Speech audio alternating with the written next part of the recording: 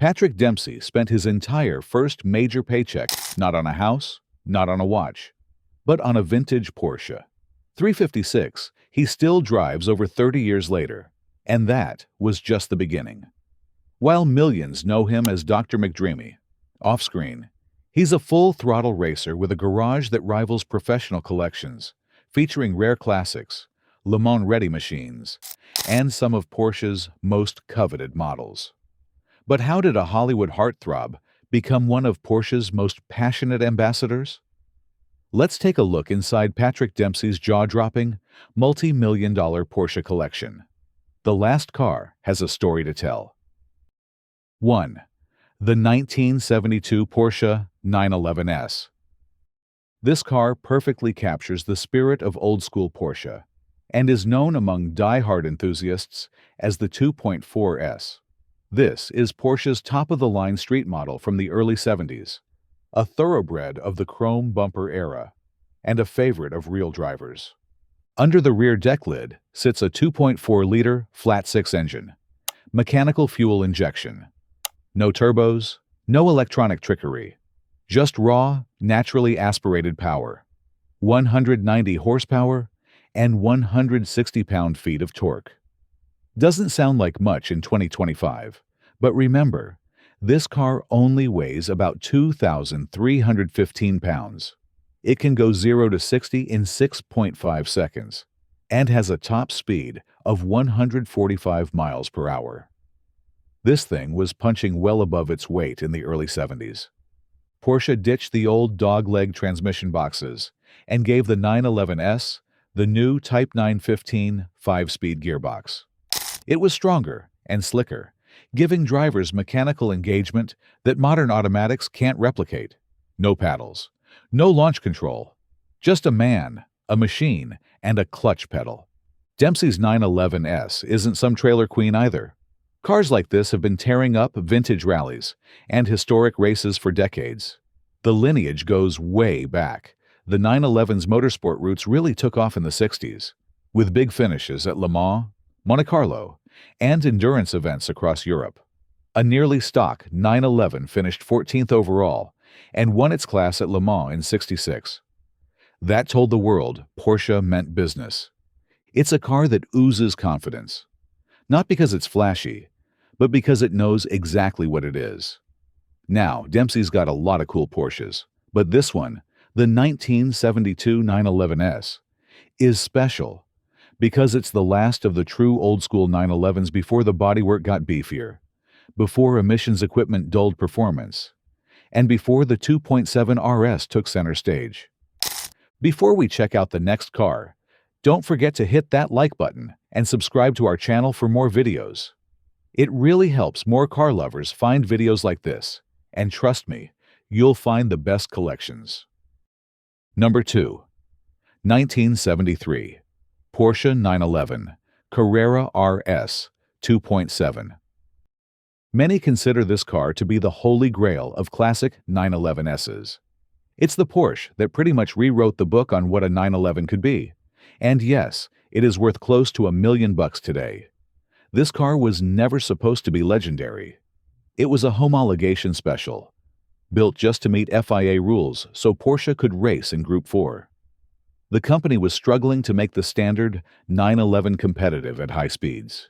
Official color, but this is the one to have, obviously. This is the holy grail, really, right? Yeah. The rear-end lift was downright dangerous at over 120 miles per hour.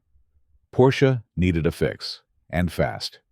Then came aerodynamicist Hermann Burst, fresh off the development of the monstrous 917 race car. His team designed a subtle yet effective rear spoiler, the now famous ducktail. It didn't just look cool. It reduced lift, improved cooling, and lowered drag. Combine that with a front air dam, and boom, you've got a 911 that finally stayed planted at triple-digit speeds. German regulators were worried that the ducktail might turn motorcyclists into chopped liver, so Porsche promised to cap production at 500 units. That promise didn't last. Demand went through the roof, and Porsche cranked out 1,580 before calling it quits. Dempsey's example is one of those original, early-built RS 2.7S. Mechanically original, lightweight, ready to run. Under the hood is a bored-out 2.7-liter flat-six, making 207 horsepower. It used the same compression ratio and valves as the 2.4, but the bigger bore made a huge difference. It could go 0 to 60 in about 5.8 seconds with a top speed of 152 miles per hour. And remember, we're talking 1973 here.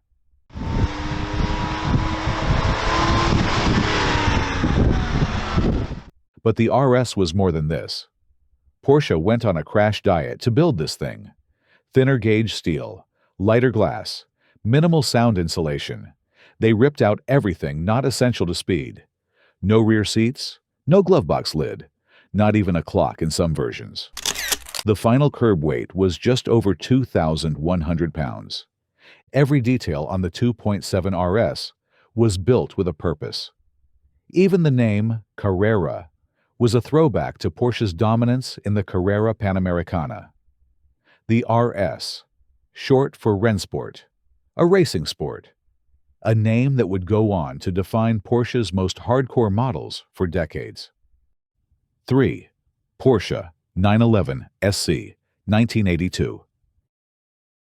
Initially, this 911 SC rolled off the line in mocha brown, which was very period correct and very cool. But Dempsey didn't just leave it as some stock survivor. He gave it the full rally special treatment. Gone is the original 3.0-liter flat six. In its place, a thundering 3.6-liter Variorum engine from a later 993. He paired that beastly engine with a 5-speed G50 transaxle, known for smooth but robust shifting. The whole drivetrain is a serious upgrade, far beyond anything that came stock in '82. It gives this 911 a new lease of life without losing that vintage soul. This car was more than a showpiece for Dempsey. He used it. He drove it on rallies and tour events, cruising along the Pacific Coast Highway, his favorite stretch of road. If you can imagine the ocean on one side, cliffs on the other, and the sound of that free revving flat six behind you, then you're getting close. What makes this even cooler is that Porsche featured this car in an article celebrating Dempsey's love for the 911. It was a kind of love letter to the SC, a model that's finally getting the respect it deserves after years in the shadow of its siblings. Quick history: the SC, which stands for Super Carrera, came out in '78. It had 180 horsepower out of the gate, which was a bit of a dip after the Carrera 3.0, but it gained torque and reliability. By 1981, the SC was pushing 204 horsepower with better ignition, higher compression, and improved fuel injection. It came in coupe or Targa, with either a 5-speed manual or the now-defunct Sportomatic transmission. Dempsey sold this car in September 2022. He posted about it on Instagram, and fans were a little heartbroken. After all, it was one of the early cars that kicked off his love affair with racing. But even legends move on, right? Number 4. Porsche 911 GT4 RS 997. The 997 generation Porsche 911 GT4 RS is loud, raw, unapologetic, and it's all business. You want to talk about a Porsche that makes your palms sweat and your heart race just sitting in the driver's seat? This is it. The GT4 RS is track-focused to the core. Built for homologation, it had to exist so Porsche could go racing, and they didn't hold back. This car is 44 millimeters wider than the standard GT3, giving it room for wider tires and a meaner stance. At the back, you get a massive adjustable wing and a center exit exhaust that's straight out of a race car. Every ounce of this car screams performance. Carbon fiber body panels, polycarbonate rear window, a stripped-down interior with carbon-backed sport seats. It's all about saving weight. The Clubsport version even came with a roll cage, racing harness, and fire extinguisher. No frills, just focus. The engine is a naturally aspirated 3.6-liter flat six that cranks out 415 horsepower and revs all the way to 8,400 RPM. The throttle response is razor sharp, and its sound at full song is heaven for gearheads. This engine shares DNA with Porsche's GT, 3-Cup, and RSR race cars. It's not the same lump you'd find in a basic 911 Carrera. We're talking a race-developed, dry-sump engine with lightweight internals, titanium rods, reshaped pistons, smaller pins, and a redesigned crankshaft. The result? Faster revs, more power, and that spine-tingling howl as it climbs the tack. Even the chassis setup is hardcore. Adjustable anti-roll bars, stiffer springs, and fully adjustable ride height mean you can tune this thing to the nth degree. The steering feels alive in your hands. Every bump, every turn, every input is pure analog bliss. The RS sits lower than a base 911 by over an inch, with an aggressive front end and vents that manage airflow for cooling and downforce. It's one of those cars you can hear coming before you see it, and when you do see it, it demands your attention. Inside, Porsche does business as usual. Alcantara everywhere, GT3 specific gauges with yellow needles, and no backseat? Number 5. Porsche 911 GT3 RS 991.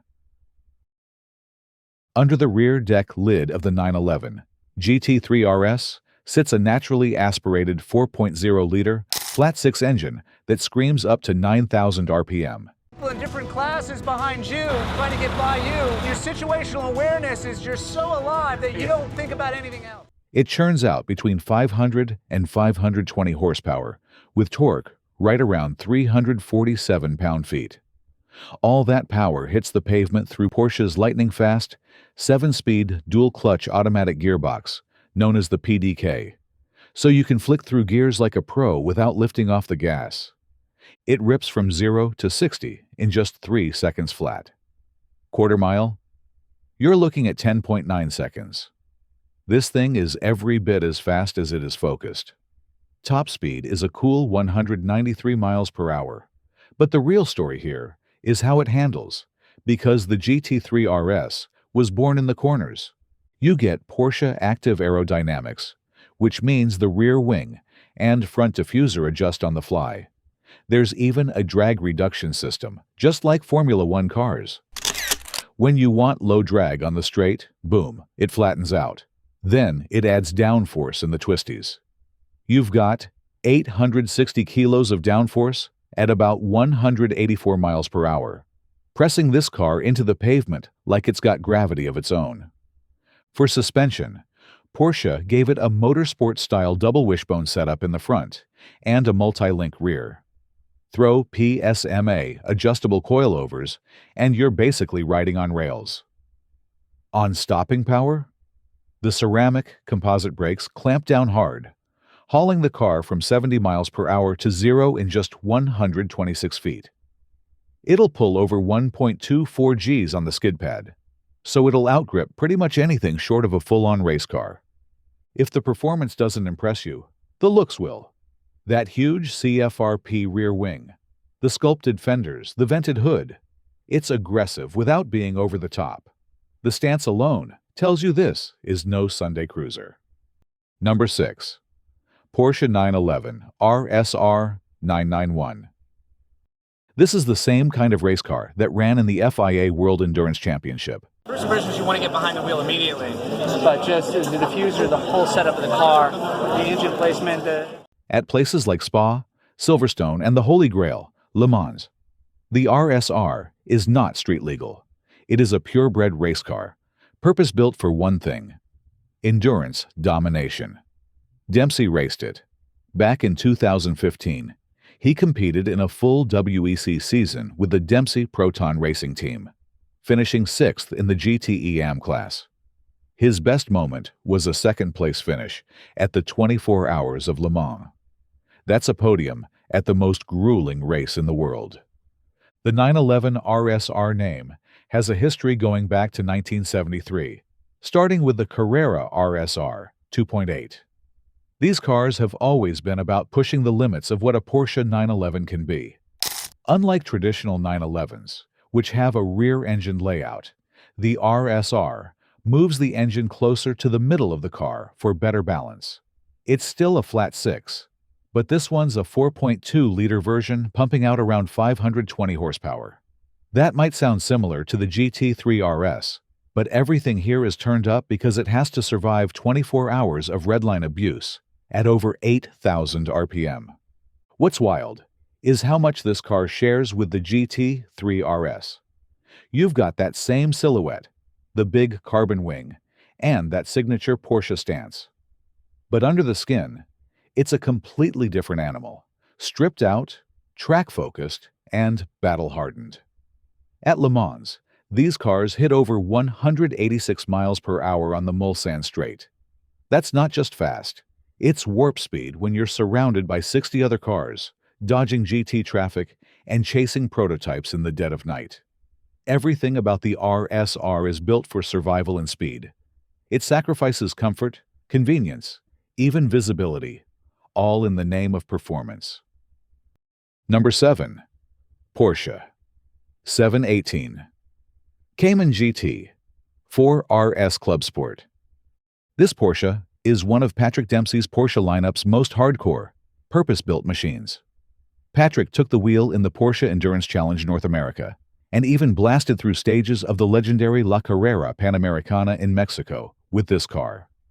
Moreover, Porsche and Tag Heuer built 2 custom GT4 RS Clubsport models just for the occasion, one of which Dempsey piloted himself. Built in Porsche's Sonderwunsch workshop in Stuttgart, these cars were finished in a slick Le Mans silver metallic paint. Under the rear hatch sits a snarling 4.0-liter naturally aspirated flat 6 engine, the same power plant found in the 911 GT3 Cup car. We're talking 500 horsepower and 331 pound-feet of torque, screaming all the way up to 9,000 RPM. It's mated to a lightning-quick 7-speed PDK transmission with a rigid suspension setup. Nail the throttle, and you're hitting 60 miles per hour in just 3.2 seconds, topping out near 196 miles per hour. The handling is outrageous. The GT4 RS Clubsport runs a specially developed race chassis with 2-way adjustable dampers, 7-way adjustable anti-roll bars, and a high-performance racing brake system pulled straight from the GT racing playbook. Every bump in the road is smoothed out. Every apex is surgical. Whether you're a pro or an ambitious amateur, it flat-out makes you faster. Aerodynamics on this machine is no joke either. Flicks, air curtains, wheel arch vents, and a rear wing with an expanded adjustment range keep the car planted and poised.